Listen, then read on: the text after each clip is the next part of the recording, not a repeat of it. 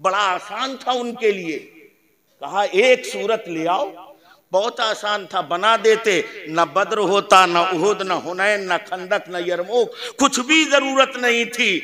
मगर इसके बावजूद जानते हैं, वो जानते थे कि बद्र में अपने चहीतों को कटा देना आसान है, उहुद में कटा देना आसान है, खंदक में शिकस्त को कबूल करना आसान है, मगर मोहम्मद अरबी जो कलाम पेश करते हैं, इसका मिसल लाना बड़ा मुश्किल काम है। लोगों ने अमान मान भी लिया और फिर कहा देखो सब कुछ गवारा है, मगर इनसे कह देना ये कुरान बावाज़े बुलंद ना पढ़ें।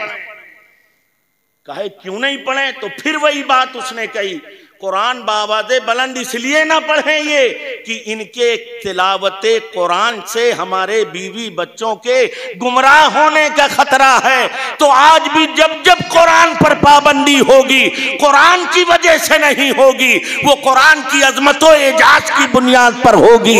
उस वक्त के काफिर यही समझ रहे थे, आज के भी गैर मुस्लिम यही महसूस कर रहे हैं, इसलिए कुरान पे पाबंदी लगा रहे हैं।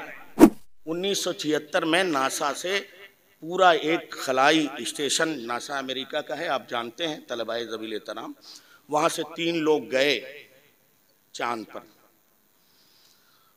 कुरान ने उसे बयान किया। देखो 3 लोग गए, जमीन से चांद पर गए और तीनों गैर मुस्लिम थे, और ये कुरान ने 1400 बरस पहले बयान कर दिया था।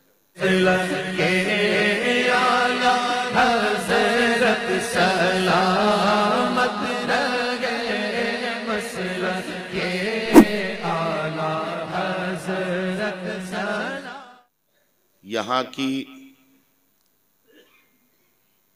तरीक़त बेशरीयत नहीं, मारिफत बेहकीकत नहीं, यहाँ की सयादत भी ओरिजिनल है और यहाँ का तकवा भी बेरिया है। और ये पहले से है और अब तक के चला आ रहा है, जो हम अपने मशाइख की जिंदगी में देखते हैं। मौका तो सरकार अहसनुल उलमा की हमाजहत शख्सियत पर गुफ्तगू का, लेकिन मुकम्मल खिताबात कल से आज तक आपने समाअत किए। प्रोग्राम चूँकि जामिया हसनुल बरक़ात की इस वसीअ अरीज़ हाल में है और सामे हमारे सामने जो हैं वो अक्सर तलबा हैं, इसलिए मैंने चाहा कि सरकार अहसनुल उलमा की तमाम सिफ़ात में एक सिफत हाफिज़ कुरान होना है। वो शानदार हाफिज़ कुरान थे, बचपन ही में हाफिज़ कुरान हो गए और उम्र के आखिरी हिस्से तक और चीज़ों में तो सब लाहिक होता था, मगर खुद फरमाते हैं कुरान की तिलावत में मुझे कभी सहव नहीं हुआ। तो ये कुरान कितना अजीम है और कुरान से चिमटे रहना हमारे लिए कितना लाजिम। अल्लाह रब्बुल इज्जत रब्बुल आलमीन है, उसकी रहमत ने हरगिज ये गवारा न किया कि औलादे आदम गुमराहियत व दलालत के राहों के मुसाफिर बने, इसलिए उसने अपने बंदों की हिदायत के लिए अंबिया और रसूल की जमात को भेजा और उन्हें उनकी नबूवत, दावत और रिसालत की तायीद के लिए कुछ निशानियां भी अता की, जिन्हें हम मोजज़ा कहते हैं। हजरत मूसा के जमाने में सहरो जादूगरी का दौरा था। फिरौन ने बुलाया था पूरे मुल्क से जादूगरों को, लेकिन जब हजरत मूसा के सामने आए और असाए मूसवी का कमाल देखा, तो वही लोग जो अपने जादू से हजरत ईसा को मरऊब करने आए थे, वो फिरौन के सामने सीना सपर होकर कहते हैं, फ़क़ज़े मा अंत बिक़ाज़िन, जो फैसला करना है कर ले, हम तो मूसा के दामन से वाबस्ता हो गए। उनका कलमा पढ़ लिया है। हजरत यूसुफ का दौर ताबीर रूया का ज़माना है, ख्वाब की ताबीर का ज़माना है, और ताबीर ख्वाब निशान अजमत है उनके दौर में। तो अल्लाह रब्बुल इज़्ज़त ने उनकी नबुवत और रसालत की तस्दीक के लिए उन्हें ताबीर रूया का वो इल्म अता फरमाया जिसके सामने बड़े बड़े मुअब्बिरीन सर खमीदा नजर आते हैं।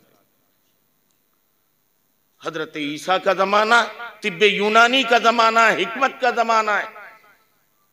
तमाम अमराज की तशखीस और उसकी दवाएं तैयार कर ली गई, मगर अंधों को आंखें नहीं दे पा रहे, जिनकी जिल्द खराब हो गई है बर्स वालों को अच्छी जिल्द नहीं दे पा रहे, मुर्दों को जिंदगी नहीं दे रहे। हजरत ईसा ने अल्हम्दुलिल्लाह ये करके दिखाया। ये उनका मोजज़ा है जिसने उनकी नबुवत और रिसालत की तायीद की। मगर याद रखें, ये तमाम अंबिया एक कौम के लिए और एक महदूद वक्त के लिए नबी बनकर आए, इसलिए इनको जो मोजज़े दिए गए उनकी कौम और उस हालात और ज़माने के तनाजुर में मोजज़े दिए गए। हमारे आका को जब अल्लाह ने दुनिया में मबूस फरमाया तो वला की रसूल अल्लाह व खातमन नबीन कह के उन बाबे नबूवत पर आहनी कुफ्र भी लगा दिया कि अब इनके बाद कोई दूसरा नया नबी नहीं आएगा। तो मुस्तफ़ा प्यारे की दावत एक आलमगीर दावत है और क़यामत तक के वो दावत रहेगी। अब मुस्तफ़ा की इस दावत की तस्दीक के लिए एक ऐसे मोजज़े की ज़रूरत थी जो मोजज़ा उनकी ज़ाहिरी से लेके कयामत तक के उनकी इस दावत की तस्दीक करे। वो मोजज़ा शक्कुल कमर का मोजज़ा नहीं है, रजते शम्स का मोजज़ा नहीं है, घाइयों से चश्मे जारी करने का मोजज़ा नहीं है। वो मोजज़ा जो कयामत तक के नबी की दावत और रिसालत की तस्दीक करेगा, उस मोजज़े को कुरान कहते हैं। वो मोजज़ा कुरान है नबी का। यही वजह है कि पैगंबर की बारगाह में जब सवाल किया जाता, दूसरे अंबिया तो निशानियां दिखाते हैं, आप भी दिखाइए, तो पैगंबर फरमाते मैं इसलिए नहीं आया हूं कि निशानियां दिखाऊं, मैं तो तुम्हारी हिदायत के लिए आया हूं, मैं तुम्हारी रहनुमाई के लिए आया हूं। तो लोगों ने यह समझ लिया कि मुस्तफा ने मोजज़े ने हिस्सी मोजज़े नहीं दिखाए, इनकार कर दिया, ये तो मोजज़े ही नहीं दिखाते। ऐसा नहीं है कि मुस्तफ़ा ने हिस्सी मोजज़े नहीं दिखाए। तारीख गवाह है, चांद को दो टुकड़े कर दिया, सूरज को पलटा दिया, बेशीर बकरी के थनों में दस्ते मुबारक लगाया तो दूध, एक प्याला दूध को 70 सहाबा पेट भर के पी लें फिर भी बाकी रहे। घाइयों से चश्मे का जारी होना, लुआबे चश्म से, लुआबे मुबारका से आंखें मौलाए कायनात की दुरुस्त फरमा दी, किसी की टूटी हुई हड्डी को सही कर दिया, खारी कुएं में डाला तो वो मीठा बन गया। ये सारे मौजज़ात हैं पैगंबर के। इसके बावजूद जानते हैं पैगंबर ने जब कभी भी अपनी नबुवत और रिसालत की तस्दीक के तौर पर किसी चीज को पेश किया है तो वो कुरान को पेश किया है, कुरान पेश किया है। ये इसलिए था कि 7वीं सदी हिजरी के लिए ये मोजज़े अबू जहल देख के ईमान ला सकता था, अबू लहब और दूसरे कुफार ईमान ला सकते थे, मगर 7वीं सदी हिजरी के लिए 21वीं सदी हिजरी में जब कुरान को अल्लाह का किताबी नहीं मानी जाती, हदीस को मुफक्किरीन की काविशे फिक्र का नतीजा करार दिया जाता है और कानून इस्लामी को रूमी कानून का चरबा करार दिया जाता है, तो जो लोग इनका इनकार कर रहे हों उनके लिए इतने कहने में क्या जरूरत, कौन सी बड़ी बात थी कि ये सब जो तुम बता रहे हो, चांद को 2 टुकड़े कर दिया, ये कर दिया, वो कर दिया, ये सब अफसाना है, इनकार कर देते। मगर पैगंबर ने जब भी उन्होंने एतराज किया तब पैगंबर ने कुरान पेश किया, कुरान पेश किया पैगंबर ने। और किसके सामने? जाहिलों के सामने नहीं, उनके सामने कुरान पेश किया जिन्हें फसाहत पर नाज था, बलागत पर नाज था, जो अपने आप को अरबी तस्वुर करते थे, अपने अलावा दूसरों को अजमी तस्वुर करते थे, असनाफे सुखन पर जिन्हें कमांड हासिल था, दस्तरस हासिल थी, यदे तूला और मलके तामा हासिल था, ऐसे लोगों के सामने क्या कहा, फातु बिसूरति मिन मिस्ली वदू शुहदाकुम मिन दूनिल्लाह इन कुंतुम सादिकीन। बड़ा आसान था उनके लिए, कहा एक सूरत ले आओ, बहुत आसान था, बना देते। न बद्र होता, न उहुद, न हुनैन, न खंदक, न यरमूक, कुछ भी जरूरत नहीं थी। मगर इसके बावजूद जानते हैं, वो जानते थे कि बद्र में अपने चहीतों को कटा देना आसान है, उहुद में कटा देना आसान है, खंदक में शिकस्त को कबूल करना आसान है, मगर मोहम्मद अरबी जो कलाम पेश करते हैं, इसका मिसल लाना बड़ा मुश्किल काम है। यही वजह है कि लबीद बिन रबिया अरब के बहुत बड़े शुअरा में उसका नाम शामिल है। खाने काबा की दीवार पर लटकाया जाता था कसीदा, जिसकी कोई मिसाल नहीं होती थी, उसका सबे मौलका या सबे मौलकात हमारे तलबा और असातिज़ा जानते हैं। जब लटकाया गया, वहीं बगल में कुरान की एक सूरत लटका दी गई। लबीद गुजरा वहां से, देखा, कुरान का मुनकिर था, रसूलुल्लाह की रिसालत का इकरार नहीं था उसे, मगर जब गुजरा कुरान की आयत देखी तो कुरान की हलावत व चाशनी देखने के बाद उसने कहा, ए कुरान तू सच्चा और जिस पर तू नाजिल हुआ वो मोहम्मद सच्चा। अल्लाह। वलीद बिन मुगीरा बड़े बड़े लोग हैं, ये तलबा जानते हैं, ये कोई कम पढ़े लिखे लोग नहीं है, उस जमाने के बड़े पढ़े लिखे लोग हैं। भेजा अबू जहल ने, अरे जाओ यार, बस एक कमी निकाल दो, काम चल जाएगा। गए, कुरान सुना, वापस आए, पूछा अबू जहलवा ने, भैया कुछ लाए वाए मटेरियल की नहीं? तो अब सुनो क्या कहा उसने, कहा इन्ना फीहि लहलावतुन व अन्ना अलैहि लतलावतुन।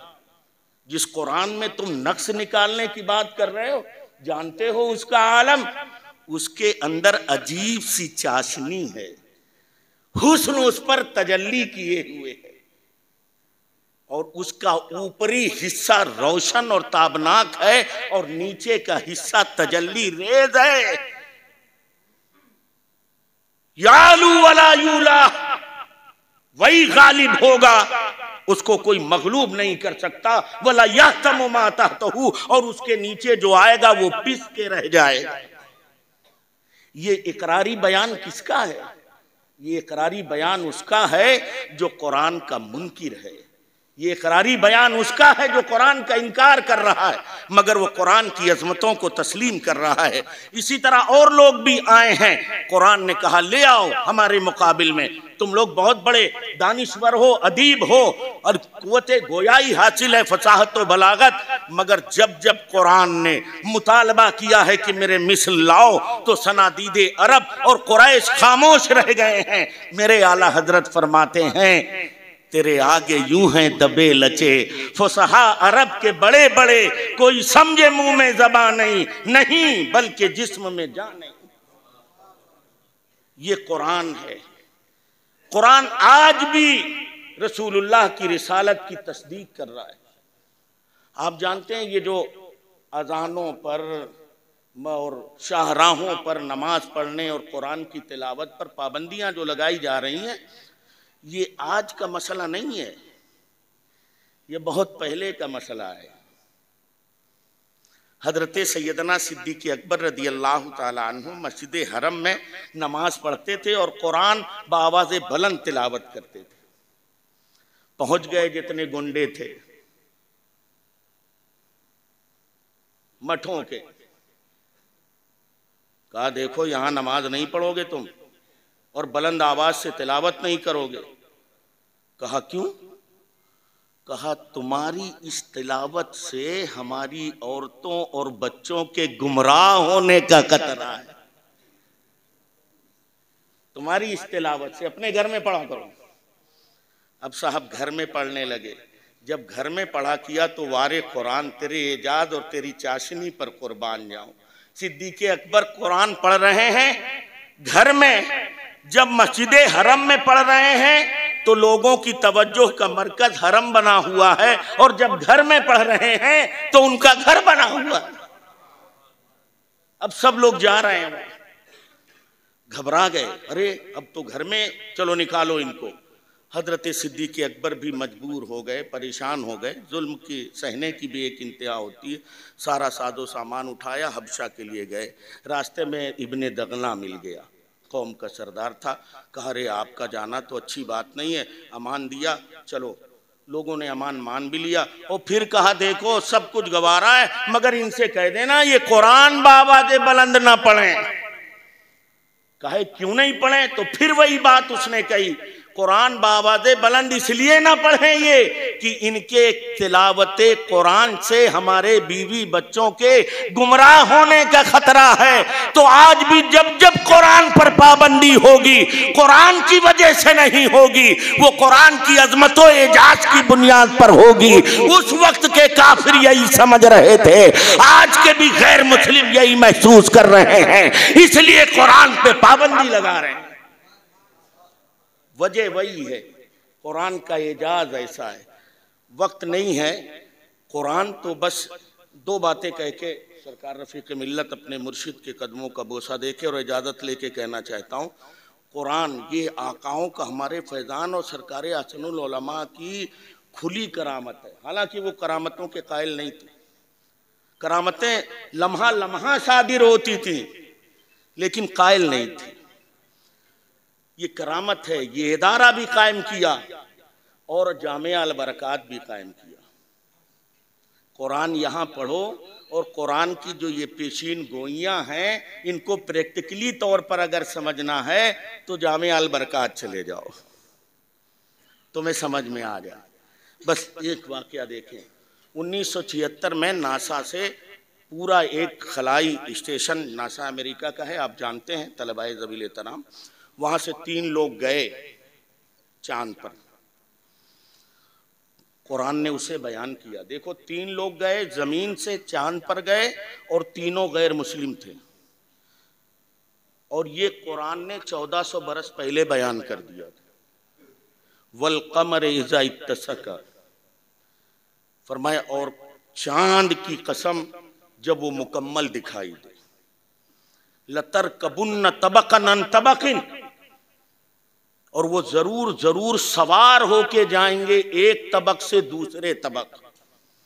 फमा लहुम ला युमिनून, और जब वो एक तबक से दूसरे तबक पहुंच जाएं और हमारी कुदरत की निशानियां मुलाहजा करें, फिर वो क्यों ईमान नहीं लाते? अब आप देखें जरा कुरान का हकीमाना अंदाज। ये उलमा हमारे मेरी इस्लाह करेंगे अगर मैं कहीं खता पे हूं। फरमाया कसम है चांद की जब वो मुकम्मल दिखाई दे, फिर लतर कबुन्ना, इसकी नजाकतें समझ रहे होंगे, मरकब सवारी के माना में। पता चला पैदल नहीं जाएगा, सवार होके जाएगा। और तरकबुन्ना जमा का सेगा है, इसका मतलब ये कि जमा का इतलाक कम अज कम 3 पर होता है। तो पता चला कि कुरान ये भी बता रहा है कि जाने वाले कम अज कम 3 लोग होंगे, है ना, जमा कसेगा। फिर तबकन अन तबकिन कह रहा है कुरान, एक तबक से दूसरे तबक। ये कह सकता था मिनल अर्द इलल कमर, जाएगा सवार होके जमीन से चांद तक, मगर वाह सुभान अल्लाह, कुर्बान जाओ, ये जुमला नहीं इस्तेमाल कर रहा है कुरान, तबकन अन तबकिन इस्तेमाल कर रहा है। एक तबक से तो जमीनी मुराद है, इसलिए कि मुखातब वही लोग हैं, और दूसरा तबक चांद मुराद है, इसलिए कि उससे पहले चांद का तज़किरा है। रब्त बैनल आयात से यही पता चलता है कि दूसरे तबक से चांद मुराद है, मगर वाज़े लफ्जों में चांद का तज़किरा इसलिए नहीं किया कि कुरान बताना चाहता है कि इंसान की दस्तरस में सिर्फ चांद नहीं, दूसरे सैयारे भी हैं जहां इंसान को पहुंचना है। अल्लाह अकबर, जहां इंसान को पहुंचना है। फमा लहुम ला युमिनून, और ये भी फरमाया कि ये करिश्मा अंजाम देने वाले मुसलमान नहीं होंगे। मुस्लिम नहीं होंगे ये करिश्मा अंजाम देने वाले, तबके जमीन से तबके कमर तक पहुंचने वाले मुस्लिम नहीं होंगे। वरना कुरान ये नहीं कहता फमा लहुम ला युमिनून, तो उन्हें क्या हो गया है कि वो ईमान नहीं लाते। हमारी कुदरत की निशानियां देख ली उन्हें, अब तो ईमान ले आना चाहिए, मगर उसके बावजूद वो ईमान नहीं ला रहे हैं। तो वाज़ेह इशारा कर रहा है कुरान कि ये जाने वाले मुस्लिम नहीं गैर मुस्लिम होंगे। कुरान हम समझते नहीं, खाली पढ़ते हैं, सिर्फ पढ़ते हैं, वो भी तीजा में 40वां में, और वो भी हमें तौफीक नहीं होती, बच्चे जाएंगे मदरसे। मेरे अजीज, उन्वान बड़ा तवील है, इन आकाओं का हुक्म था, मैं हाजिर आया, ये तलबा किराम बैठे हैं।